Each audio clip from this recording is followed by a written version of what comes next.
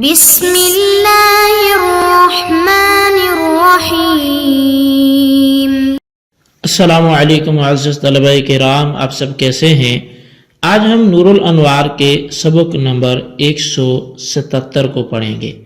آج کے ہمارے سبق کا عنوان ہے سابقہ فقہی مسئلہ کے ساتھ تشبیہ کی وضاحت۔ آج کے ہمارے سبق کی عبارت فرعایت شبہ النسخ سے شروع ہوتی ہے۔ چونکہ گزشتہ سبق میں ہمارا کلام جاری تھا اور ابھی گزشتہ سبق کی بھی مکمل عبارت کی وضاحت نہیں ہوئی، تو لیکن عبارت کا ترجمہ چونکہ گزشتہ سبق میں ہو چکا ہے، تو اسی لیے یہیں سے ہم آج ترجمہ کریں گے اور وضاحت پھر سارے سبق کی کرتے ہیں۔ تو آئیے سب سے پہلے عبارت کا ترجمہ کرتے ہیں، اس کے بعد وضاحت کرتے ہیں۔ مصنف لکھتے ہیں فرعایت شبہ النسخ تقتضی صحة البیع فی الصورة الاربع لأن كل من العبدين بالنظر إلى الإيجاب مبيع ببيع واحد فلا يكون بيعا بالحصوة ابتداء بل بقاء ورعاية بل بقاء۔ پس شبہ نسخ کی رعایت چاروں صورتوں میں بے کے صحیح ہونے کا تقاضا کرتی ہے، اس لیے کہ دونوں غلاموں میں سے ہر ایک ایجاب کی طرف نظر کرتے ہوئے بے واحد کے ساتھ مبی ہے، لہذا یہ ابتداً بے بالحصہ نہ ہوگا بلکہ بقان ہوگا۔ ورعایت شبہ الاستثناء تقتضی فساد البیع فی الصورة الاربع لجعل ما لیس بمبیع شرطا لقبول المبیع فلرعایت شبہین قلنا۔ اور شبہ استثناء کی رعایت چاروں صورتوں میں بے فاسد ہونے کا تقاضا کرتی ہے، کیونکہ جو چیز مبیع نہیں ہے اس کو قبول مبیع کے لیے شرط قرار دیا گیا ہے، پس دونوں مشابہتوں کی رعایت کرتے ہوئے ہم نے کہا ان علم محل الخيار وثمنه وهو المذكور في المتن صح البيع لشبه الناسخ ولم يعتبر ها هنا جعل قبول ما ليس بمبيع شرطا لقبول المبيع كما اعتبر اذا جمع بين الحر والعبد وفصل الثمن لأن الحر لم يكن محلا للبيع واشتراط قبوله ليس من مقتضيات العقد۔ محل خیار، اگر محل خیار اور اس کا ثمن معلوم ہو اور یہی صورت متن میں مذکور ہے تو ناسخ کی مشابہت کی وجہ سے بے صحیح ہوگی، اور اس جگہ غیر مبیع کے قبول کرنے کو قبول مبیع کے لیے شرط قرار دینا معتبر نہیں ہوگا، جیسا کہ اس وقت اعتبار کیا گیا ہے جب بائع آزاد اور غلام کو جمع کرے اور ہر ایک کا ثمن بھی بیان کر دے، اس لیے کہ آزاد محل بے نہیں ہے اور اس کے قبول کرنے کی شرط مقتضیات عقد میں سے نہیں ہے، یعنی عقد کے تقاضوں میں سے نہیں ہے۔ وفی مسئلتنا العبد الذی فیہ الخیار داخل فی العقد فلا یکون ضمہ مخالفا لمقتضی العقد، اور ہمارے مسئلے میں جو غلام ہے وہ جس میں خیار ہے وہ تو عقد میں داخل ہے، بس اس کو ملانا یہ عقد کے تقاضے کے خلاف نہیں ہوگا۔ وَإِن جَهِلَ أَحَدُهُمَا أَوْ كِلَاهُمَا لَا يَصِحُّ لِشِبْهِ الِاسْتِثْنَاءِ اور اگر ان میں سے ایک جاہل ہو یا دونوں ہو یعنی مجہول ہوں تو پھر استثناء جو ہے وہ شبہ استثناء کی وجہ سے یہ صحیح نہیں ہوگا۔ ففی صورت جہل کلیہما یصیر کانہ قال بیت ہذین العبدین بألف الا احدہما بحصۃ ذالک وذالک باطل۔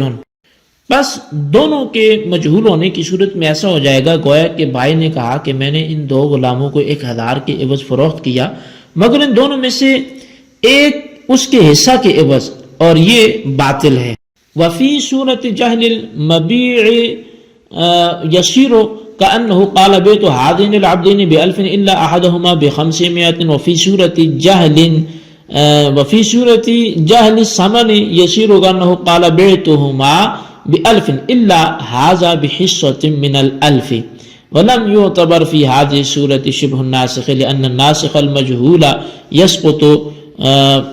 بنفسه فيبطل شرط الخيار ويلزم العقد في العبدين وهو خلاف ما قصده القائل۔ اور مبیع کے مجہول ہونے کی صورت میں ایسا ہو جائے گا گویا کہ اس نے کہا کہ میں نے ان دو غلاموں کو 1000 کے عوض فروخت کیا، مگر ان میں سے ایک کو 500 کے عوض اور ثمن کے مجہول ہونے کی صورت میں ایسا ہو جائے گا گویا اس نے کہا کہ میں نے ان دونوں کو 1000 کے عوض فروخت کیا، مگر اس کو 1000 کے حصہ کے عوض، اور ان صورتوں میں شبہ ناسخ کا اعتبار نہیں کیا جائے گا،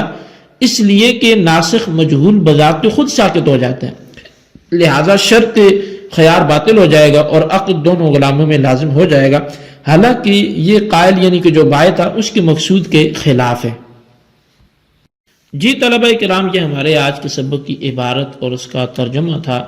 اب آئیے سبق کی وضاحت کی طرف بڑھتے ہیں۔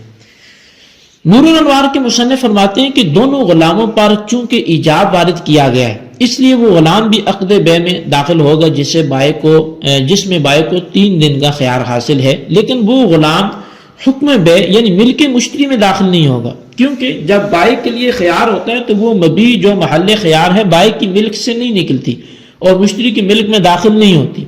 بس یہاں بھی جو غلام محل خیار ہے چونکہ وہ مشتری کی ملک میں داخل نہیں ہوا، اس لیے یہی کہا جائے گا کہ وہ حکم بے میں داخل نہیں ہے۔ بہرحال جو غلام محل خیار ہے وہ نفس عقد میں تو داخل ہے مگر حکم عقد میں داخل نہیں ہے، بس کیونکہ وہ غلام جو محل خیار ہے عقد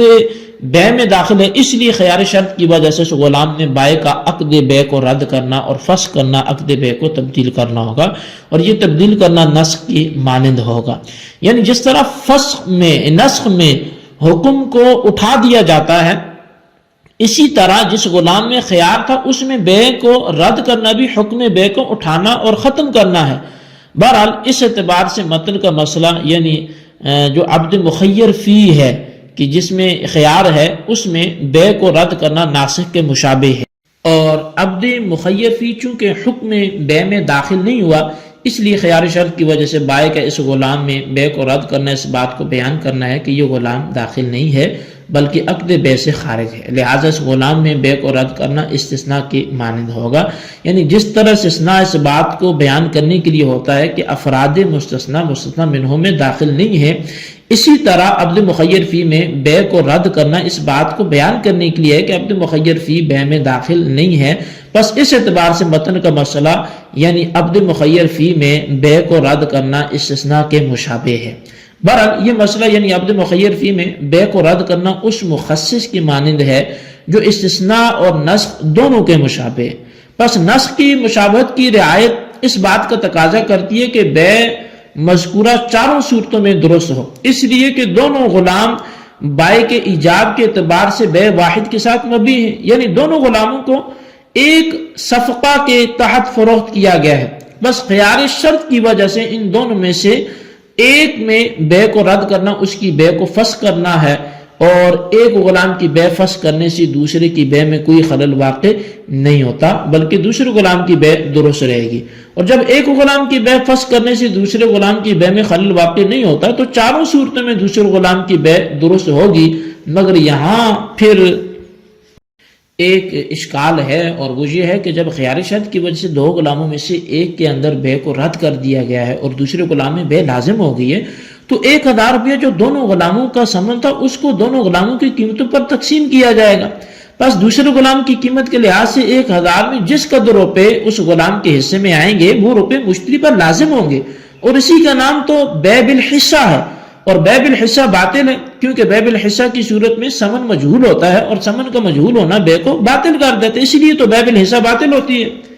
تو اس کا جواب یہ ہوگا کہ بے بالحصہ کی اصل میں 2 قسمیں، ایک بے بالحصہ ابتدان ہے اور دوسری بے بالحصہ بقان ہے۔ بے بالحصہ بقان تو وہی ہے جس کو اشکال کے تحت ذکر کیا گیا، اور بے بالحصہ ابتدان کی صورت یہ ہے کہ ایک شخص یہ کہے کہ میں نے اپنے اس شاہد نامی غلام کو 1000 میں اس کے حصہ کے عوض فروخت کیا، جو 1000 روپے اس شاہد نامی غلام کی قیمت پر اور دوسرے حامد نامی غلام کی قیمت پر تقسیم ہوگا۔ بہرحال ہماری پیش کردہ مسئلہ میں بے بالحصہ بقان ہے، یہ نہ کہ بے بالحصہ ابتدان ہے، اور باطل بے بالحصہ ابتدان ہوتی ہے نہ کہ بے بالحصہ بقان ہوتی ہے۔ بس اس جواب کے بعد مذکورہ اشکال واقع نہیں ہوگا، اور یہ بات ثابت ہو جائے گی کہ نسخ کی مشابہت کی رعایت اس کا تقاضا کرتی ہے کہ بے چاروں صورتوں میں درست ہو، اور استثناء کی مشابہت کی رعایت اس بات کا تقاضا کرتی ہے کہ بے چاروں صورتوں میں فاسد ہو، کیونکہ بائع نے ایجاب واحد میں 2 غلاموں یعنی واسف اور عارف کو جمع کیا ہے، اور ان میں سے ایک غلام یعنی عارف جو مخیر فی ہے وہ حکم بے یعنی ملک مشتری میں داخل نہیں ہوا، لہٰذا وہ غیر مبی ہوگا، اور دوسرا غلام یعنی واسف جو غیر مخیر فی ہے وہ حکم بے میں داخل بھی ہے، لہٰذا وہ مبی ہوگا۔ اور بائیں نے چونکہ ان دونوں غلاموں کو ایک ایجاب میں جمع کیا ہے، اس لیے گویا بائیں نے ان دونوں میں سے ہر ایک کے اندر بے کو قبول کرنے کے لیے دوسرے غلام نے قبول کرنے کو شرط قرار دیا ہے۔ چنانچہ مشتری کو یہ اختیار نہیں ہوگا کہ وہ ایک غلام میں بے کو قبول کرے اور ایک کے اندر بے کو قبول نہ کرے، بس گویا بائیں نے غلام مبی یعنی جو عبد غیر مخیر فی ہے، جو واصف ہے، جس میں کوئی اختیار نہیں رکھا گیا، اس میں بے کو قبول کرنے کے لیے غیر مبی یعنی جو عبد مخیر فی ہے اس میں بے کو قبول کرنا شرط قرار دیا ہے، اور مبی کے اندر بے قبول کرنے کے لیے غیر مبی میں بے قبول کرنے کی شرط لگانا یہ شرط فاسد اور مفسد بے ہے، لہذا اس شرط فاسد کی وجہ سے چاروں صورتوں میں بے فاسد ہو جائے گی۔ اور یہ ایسا ہے جیسے ایک شخص نے عقد واحد میں آزاد اور غلام دونوں کو ملا کر فروخت کیا ہو اور ہر ایک کا ثمن بھی بیان کر دیا، تو بھی امام صاحب کے نزدیک غلام کے اندر بے فاسد ہوگی، کیونکہ آزاد غیر مبی ہے اور غلام مبی ہے۔ پس بائیں نے دونوں کو ایجاب واحد کے ذریعے، چونکہ مبی یعنی غلام کے اندر بے کو قبول کرنے کے لیے غیر مبی یعنی آزاد کے اندر بے قبول کرنے کی شرط لگائی ہے، اور یہ شرط چونکہ فاسد اور مفسد بے ہے لہٰذا غلام کی بے بھی فاسد ہوگی۔ اسی طرح مسئلہ مذکورہ میں غیر مخیر فی غلام کی بے بھی کیا ہو جائے گی؟ فاسد ہو جائے گی۔ بہرحال اب جب ناسخ کی مشابہت رعایت جو مشابہت کی رعایت ہے وہ اس بات کا تقاضا کرتی کہ بے چاروں صورتوں میں درست ہو، اور استثناء کی مشابہت کی رعایت اس بات کا تقاضا کرتی کہ بے چاروں صورتوں میں فاسد ہو، تو ہم نے دونوں مشابہتوں کی رعایت کے پیش نظر یہ کہا کہ اگر محل خیار اور اس کا ثمن جو ہے وہ معدوم ہو، اور یہ ہی صورت متن میں بھی چونکہ مذکور ہے تو ناسخ کی مشابہت کی وجہ سے بے صحیح ہو جائے گی، اور رہا یہ عبد مخیر فی یعنی عارف چونکہ حکم بے میں داخل نہیں ہے، اس لیے مبی یعنی عبد غیر مخیر فی میں بے کو قبول کرنے کے لیے غیر مبی یعنی عبد مخیر فی میں بے قبول کرنے کی شرط لگانا لازم آئے گا، اور یہ شرط فاسد ہے، جیسے کہ آزاد اور غلام کے عقد واحد میں جمع کرنے سے یہ خرابی لازم آتی ہے، اور اسی خرابی کی وجہ سے غلام کی بے فاسد ہو جاتی ہے۔ تو لہٰذا اس کا جواب یہ ہوگا کہ آزاد آدمی محل بے نہیں ہوتا، کیونکہ محل بے مال متقوم ہوتا ہے، اور آزاد آدمی تو مال متقوم ہی نہیں ہوتا، لہٰذا آزاد آدمی نہ بے میں داخل ہوگا اور نہ حکم بے میں داخل ہوگا، اور آزاد آدمی جب نہ بے میں داخل ہے نہ حکم بے میں داخل ہے تو آزاد یقینی طور پر غیر مبی ہوگا، اور مبی یعنی غلام کے اندر بے قبول کرنے کے لیے غیر مبی یعنی آزاد کے اندر بے قبول کرنے کی شرط لگانا یہ لازم آئے گا، اور یہ شرط مقتضی عقد کے خلاف ہے، یعنی تقاضے عقد کے خلاف ہے، اور عقد کے تقاضے کے خلاف شرط لگانے سے چونکہ عقد فاسد ہو جاتا ہے، اس لیے اس صورت میں بھی عقد فاسد ہو جائے گا، اور جب عقد فاسد ہوگا تو غلام کی بے بھی فاسد ہو جائے گی۔